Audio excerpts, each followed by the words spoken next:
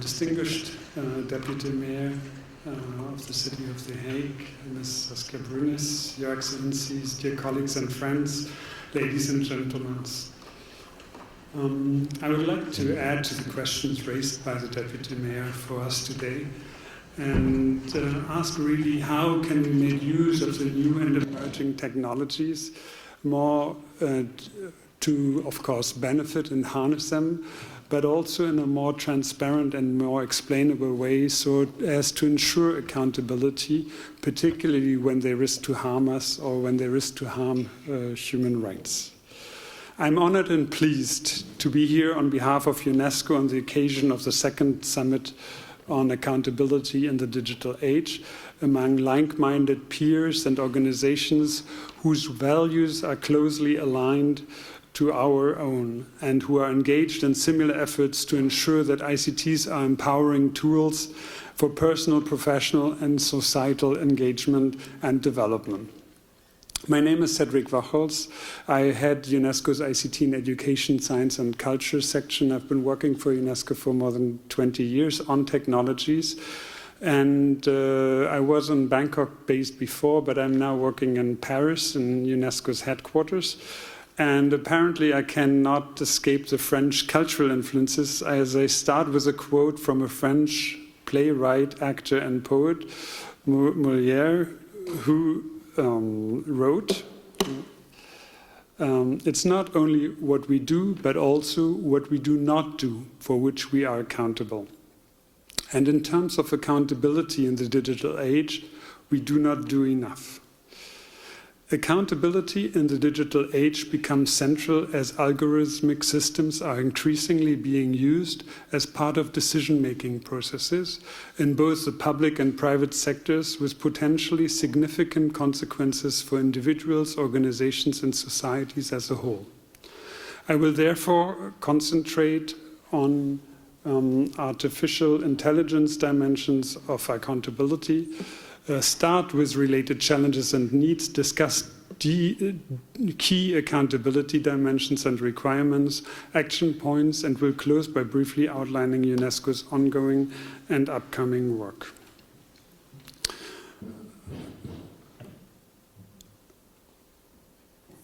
Oops.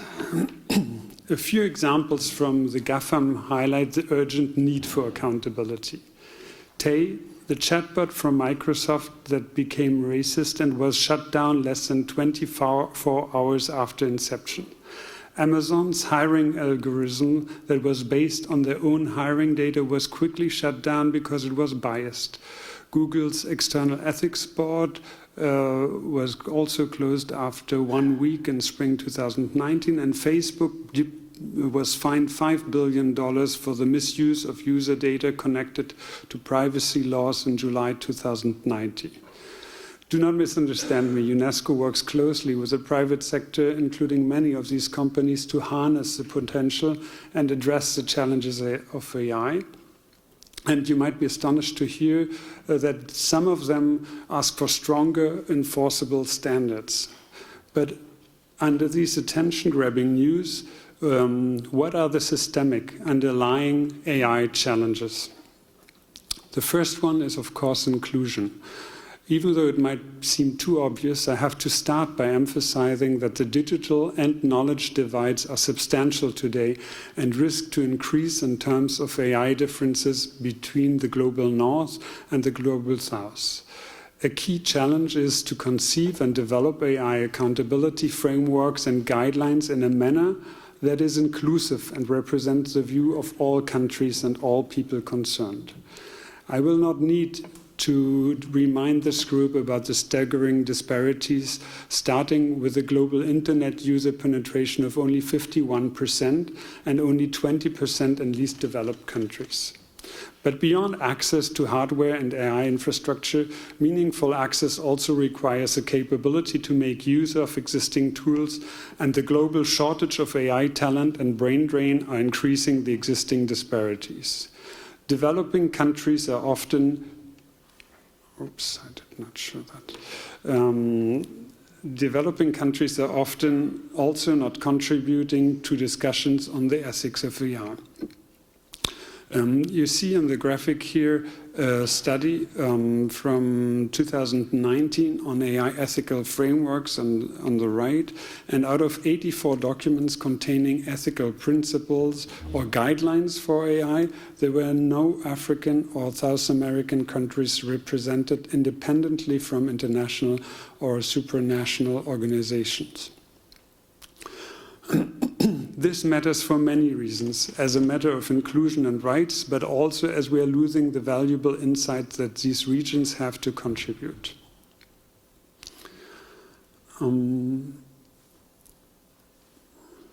Privacy is another dimension.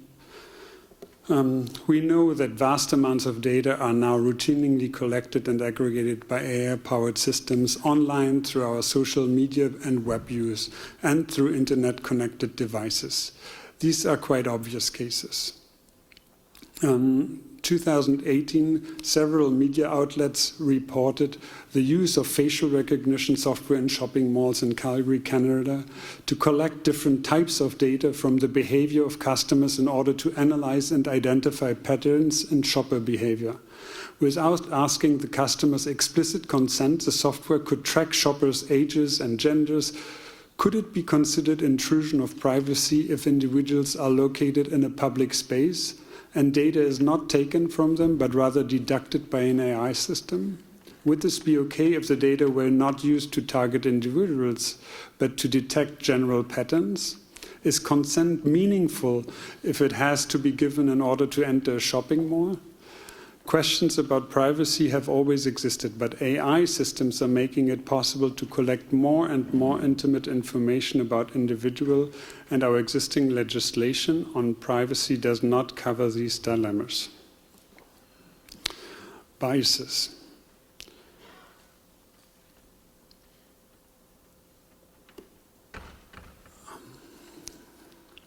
There's a growing awareness that current AI systems tend to expose and amplify social inequalities and injustice. What happens is that AI that is trained on biased data sets that can entrench and proliferate those biases in its outputs, leading to discriminatory applications. There are two known reasons for this. First, the sociocultural biases that are inherent in the data consumed by the AI models make those models also socially skewed. Such biases may originate from our historic and current sociocultural prejudices, be it related to gender or ethnicity, and secondly, also to a lack of data that is representative of the society as a whole. And thirdly, they may be an artifact of the specific classification algorithms used and the way their success is being measured. Although many AI solutions are well-intentioned, given the current state of both the AI technologies and our limited understanding of the ways in which they impact human decision-making, the deployment in real high-stake contexts, such as arrest decisions, is at least questionable. I will go fast about the black box, the explainability, transparency, and human control aspects, which are quite obvious because it is difficult to interpret and explain, some of the outputs of the particular deep learning, machine learning systems.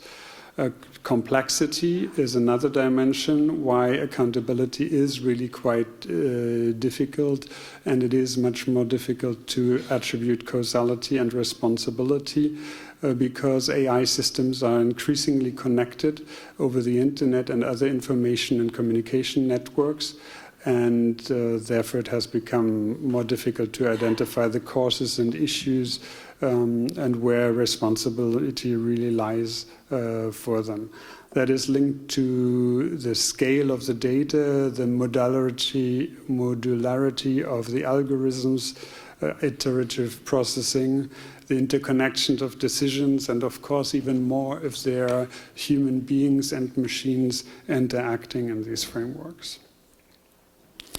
I want to spend I saw that a few lawyers have attended and are speaking here too, and I want to spend a short moment on under and over trust, where over trust, humans often perceive AI as a superior in its abilities. And I will give you an example of while speaking about the distortion and disruption of governance models. Algorithms work on the basis of correlation, not causation, and produce outputs at a group or population level which are not determinative in relation to specific individuals. I will be more concrete. Researchers like Benevisti point out that such categorization poses problems, for example, in the area of law.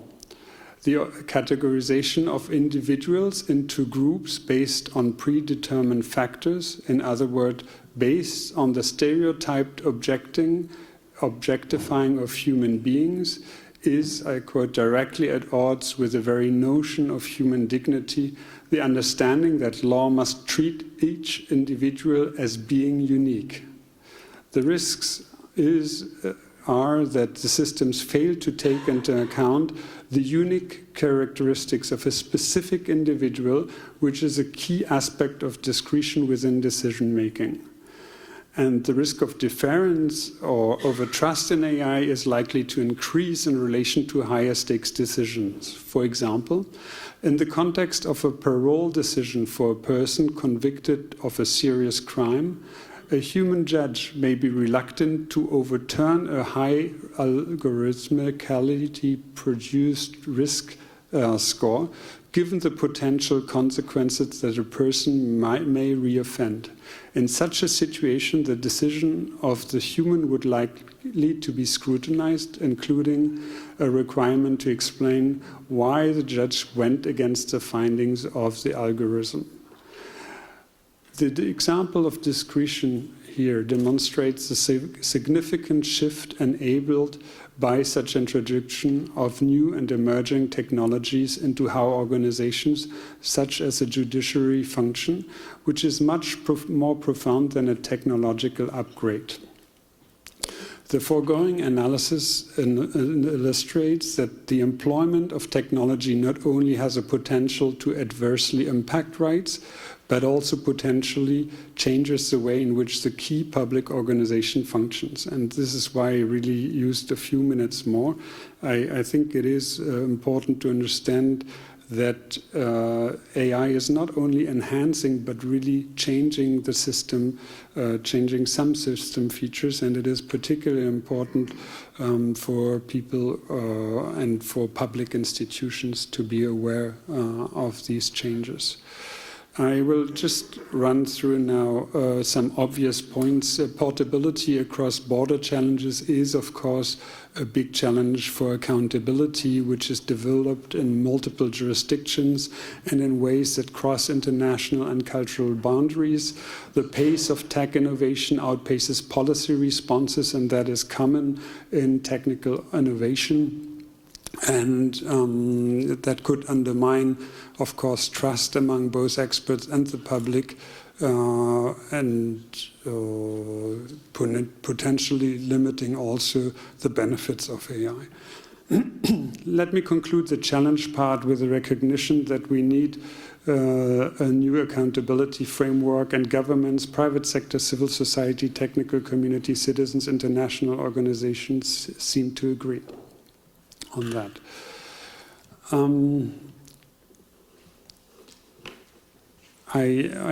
As we're speaking about accountability, I need to say that a few dimensions I want to share with you on as it concerns AI and accountability. Of course, accountability is about a clear acknowledgement and assumptions of responsibility and the answerability of our actions, decisions, products, and policies.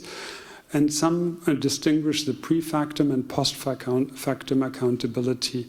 Prefactum is, in the first sense, the accountability of the AI system itself. Building explainability into AI systems would partially address the AI's accountability quest in this sense. And post-factum accountability is, of course, about responsibility determination. And it is about determining which individuals or groups are really accountable for the impact of these technologies. As a feature, accountability as a feature in broader socio-technological systems, it is a different way of looking at it, of accountability, and it is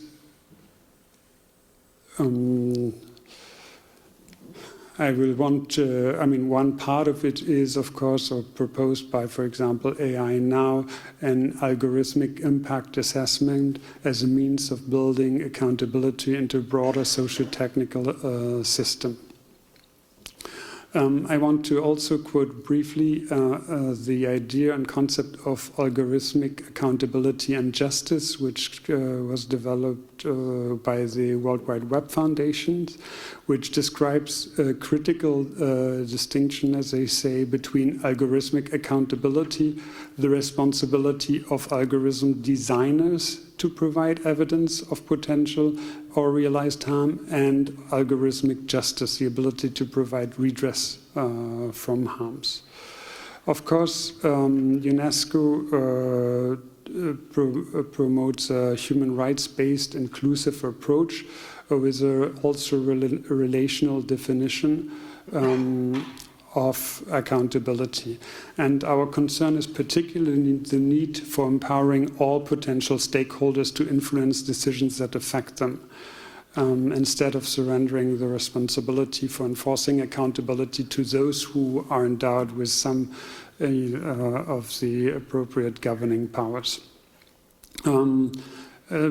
As a conclusion in that part, I want to really emphasize again that it is not only technical, the accountability, but there are very clear governance choices. I will not dive too much into the transparency and explainability parts. They are, of course, closely related as tools to enable accountability. And there are different approaches, and the question is also to understand how does a system work, or how does it behave, how is a particular outcome explainable. The objective is very often if you look at accountability and the digital age, to maximize benefits, minimize risks, and allocate resources in proportions to risks to society in terms of impact and likelihood. We can look at the existing mechanisms. And of course, one way to ensure accountability is the human rights framework, a well-established framework of international human rights law and standard as binding and actionable laws that provide tangible means. And you're aware of the human rights impact assessment, which provide a clear framework for this work. There are different other governance mechanisms, which I listed here: demand-side market solutions, supply-side market solution companies, self-organization, branches of self-regulation, co-regulation, and state intervention. And there are different assessments about that.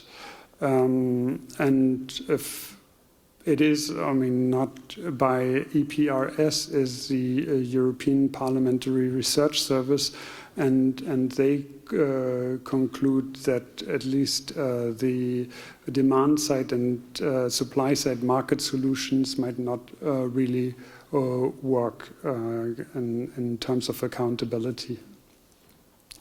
Now, I wish to, in view of time, also really come to an important point, and looking at what the mayor also, Deputy Mayor also mentioned in terms of the ethical frameworks which are underlying. And it is not easy and straightforward as a global organization to look at them and come to a clear conclusion. If you look at this map of ethical and rights-based approaches, you will see different categories of AI principles and human rights that include human rights, promotion of human values, but it includes also, on the second last bottom here, accountability.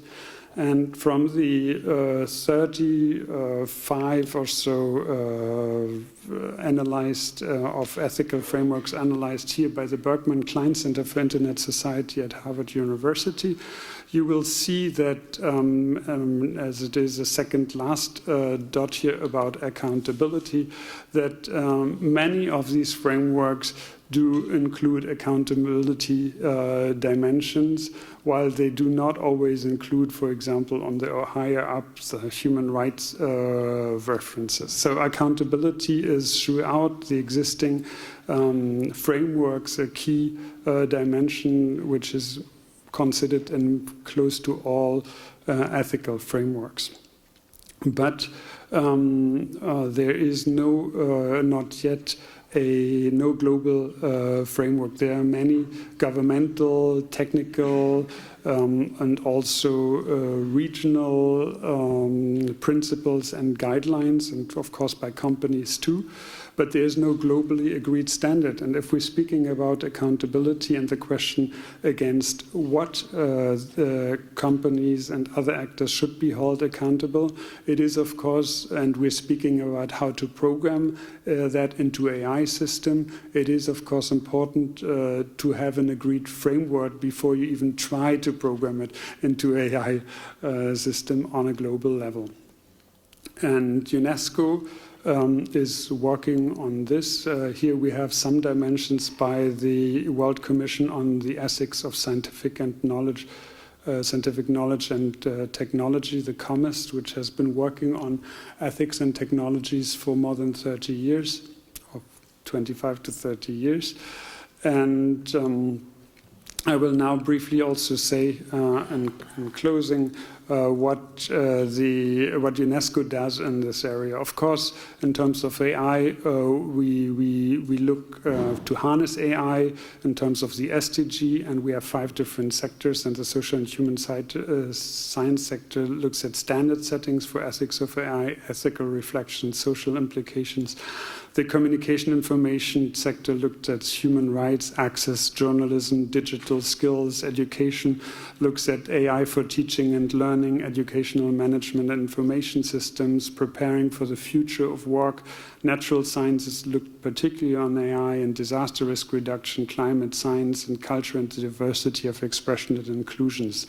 Generally, we are a laboratory of ideas, develop innovative models, build capacities, give policy advice, and set standards. Now, nearly in closing, I would like to bring your attention to a standard setting instrument, which should be decided in about 10 days or 2 weeks, when UNESCO 193 member states will come together and have to decide if they want to develop the first global UN-wide standard setting instrument with a human rights-based, human-centered ethics of AI. And the feasibility study has been already done, and 58 member states, the executive board recommended to the General Conference to go forward, but the decision will only be made now in November on this. And other than, of course, there are the European Commission standards and principles and the OECD principles many will be aware of. But some of them, I mean, the OECD principles, it took several months and 4 meetings. We will have to work for 2 years, and we will do that through a very inclusive process with many consultations. and we want to have an omni-stakeholder input. So not only the normal multi-stakeholder inputs, but we will have inclusive consultations to have really all citizens contribute throughout the world to this global ethical framework. And so coming back to my introductory parts, accountability is not only what we do, but also what we do not do, for which we are accountable. And so I would like to invite you to contribute to this process starting in April, if it is decided at the General Conference now in 2 weeks, starting in April in the consultation process. So we count on your inputs also in this global ethical framework. Thank you so much.